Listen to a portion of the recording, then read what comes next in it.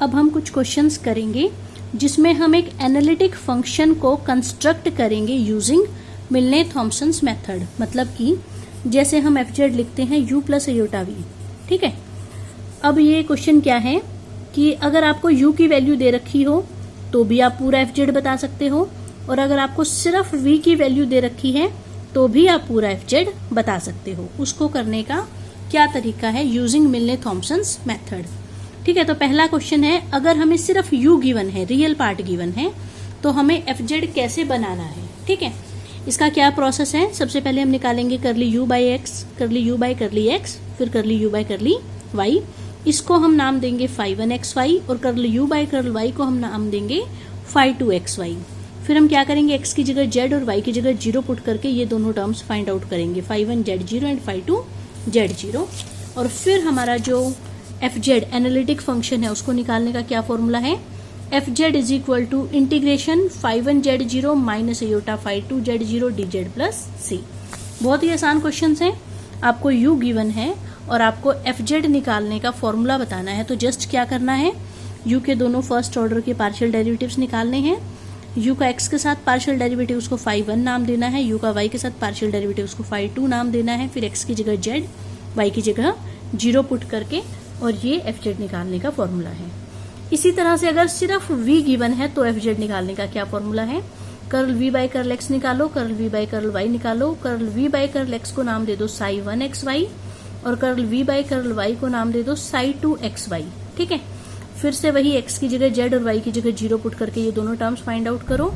और अब एफजेड निकालने का क्या फॉर्मूला है?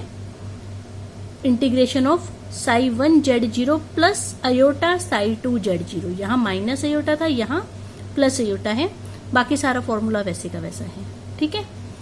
अगर u माइनस v गिवन है और कहा जाए एफजेड बताओ, तो कैसे करेंगे?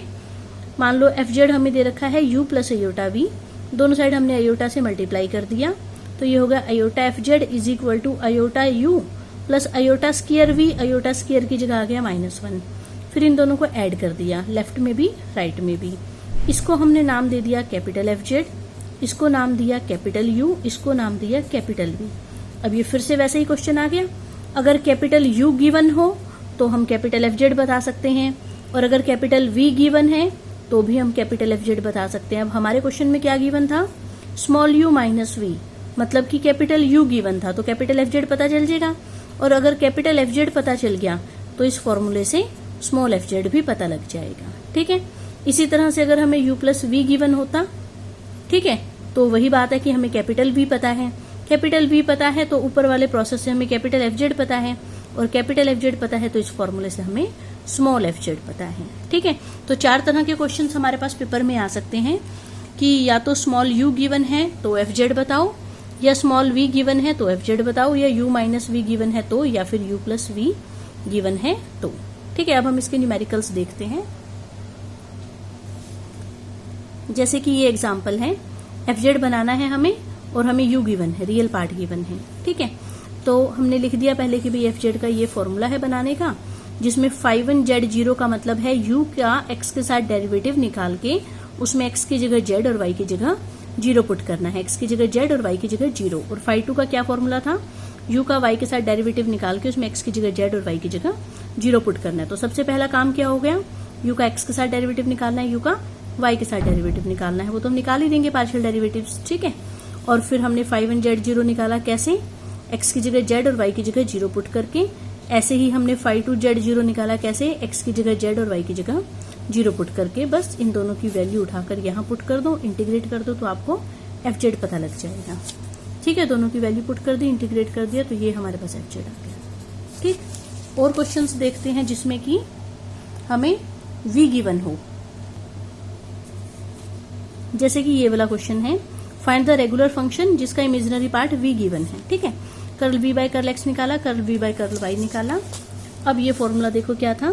psi1 निकालने का फॉर्मूला है curl v by curl y, जिसमें x की जगह z और y की जगह 0 पुट करना है। और psi2 का फॉर्मूला है curl v by curl x। यहाँ पर उल्टा है, phi1 z0 किसको रिप्रेजेंट करता था? वहां पर curl u by curl x में x की जगह z और y की जगह 0 को। फाई 1 में वहां x के साथ डेरिवेटिव था, जबकि यहाँ साई 1 में किसके साथ है, y के साथ डेरिवेटिव है। ठीक है, और वहां पर फाई 2 में y के साथ डेरिवेटिव होता था, यहाँ साई 2 में x के साथ डेरिवेटिव है, वो भी v का। यहाँ किसका होता था, u का। ठीक है, तो साई 1 z0 का फॉर्मूला है curl v by curl y में x की जगह z और y की जगह 0 पुट करना है। अब ये दोनों तो हम निकाल ही चुके हैं, बस उसमें x की जगह z और y की जगह 0 पुट कर देंगे तो हमें ये दोनों पता लग गए। और फिर मिलने थॉम्सन्स मेथड से एफ जेड निकालने का फॉर्मूला था Sai 1 z0 plus aorta Sai 2 z0। बस दोनों की वैल्यू पुट करो, इंटीग्रेट करो, आंसर आ जाएगा। ऐसे ही इसका दूसरा एग्जाम्पल दे रखा है कि v पता है, v दे रखा है, ये दोनों चीजें निकाल ली, साई 1 का फॉर्मूला साई 2 का फॉर्मूला, इस curl v by curl y में x की जगह z और y की जगह 0। ठीक है, इसके अंदर पुट करेंगे ये आएगा। ऐसे ही curl v by curl x में x की जगह z, y की जगह 0, y की जगह 0 करेंगे तो साइन 0 0, यहाँ पर भी 0, साइन 0 0, तो ये सारी टर्म क्या हो गई, 0। बस इन दोनों की वैल्यू उठाकर यहाँ फॉर्मूले में पुट करके इंटीग्रेट करोगे तो आंसर आ जाएगा। अब हम ऐसा क्वेश्चन देखते हैं जिसमें u माइनस वी या u प्लस वी दे रखा हो। अब ये एक एग्जाम्पल है जिसमें हमें u प्लस वी दे रखा है। ठीक है, एफ जेड क्या होता है, u प्लस एयोटा वी, और u प्लस वी की वैल्यू पुट कर दी, बता दी हमें, और हमें एफ जेड बताना है। ठीक है, तो इसका प्रोसेस क्या था, पहले एफ जेड लिखेंगे, फिर दोनों साइड एयोटा से मल्टीप्लाई करेंगे, फिर इसको लेफ्ट वालों को लेफ्ट में, राइट वालों को राइट में ऐड कर देंगे, फिर इसको नाम देंगे कैपिटल एफ जेड, इसको नाम देंगे कैपिटल यू, इसको नाम देंगे कैपिटल वी। वेयर बता दिया, एफ जेड किसको कहा, यू किसको कहा, वी किसको कहा। ठीक है, अब देखो हमें क्या गिवन है, u plus V. u plus V मतलब हमें कैपिटल v गिवन है, इमेजिनरी पार्ट गिवन है। तो हमें एफ जेड निकालने का फॉर्मूला आता था, कैसे करते थे, v का x के साथ डेरिवेटिव निकालते थे, v का y के साथ डेरिवेटिव निकालते थे। साई 1 किसको कहते थे, v का y के साथ डेरिवेटिव वाले को, और साई 2 v का x के साथ डेरिवेटिव को, जिसमें हमने x की जगह z और y की जगह 0 पुट कर दिया। ठीक है, तो ये लिख दिया, साई 1 का मतलब है v का y के साथ derivative at this, and Sai 2 का मतलब है v का x के साथ डेरिवेटिव एट दिस। तो ये दोनों डेरिवेटिव्स तो निकल ही जाएंगे आराम से। v इसको हमने v कहा है, v ये दे रखा है, x के साथ भी डेरिवेटिव निकल जाएगा, y के साथ भी डेरिवेटिव निकल जाएगा, फिर x की जगह z और y की जगह 0 पुट करके ये दोनों टर्म्स आ जाएंगी। इनकी वैल्यू यहाँ पुट करेंगे तो कैपिटल एफ जेड आ जाएगा, और कैपिटल एफ जेड पता चल गया तो यहाँ से हमारे पास स्मॉल एफ जेड आ जाएगा। ठीक है, देखो ये निकाल दिए डेरिवेटिव, फिर उसमें x की जगह z, y की जगह 0 पुट करके ये दोनों निकाल दिए, फिर कैपिटल एफ जेड का ये फॉर्मूला था, और वैसे कैपिटल एफ जेड इसके इक्वल है।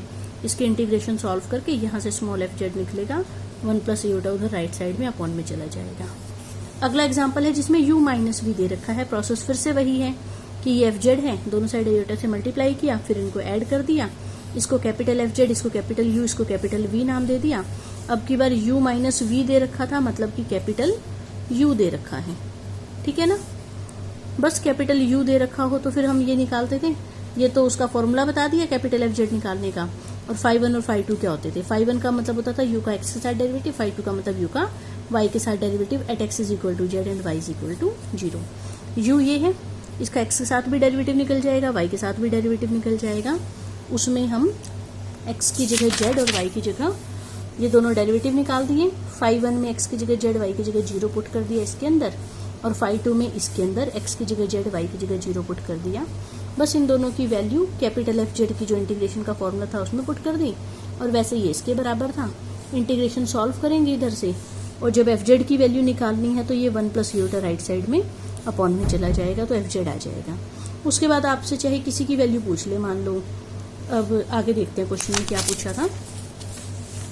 यहाँ पर तो हो गया, find F Z in terms of Z such that F की वैल्यू पाई बाई 2 पे इतनी दे रखी है, इससे हमें कांस्टेंट पता लग जाएगा। देखो हमारे पास यहाँ तक आ गया कि एफ जेड इसके बराबर है a प्लस दिस।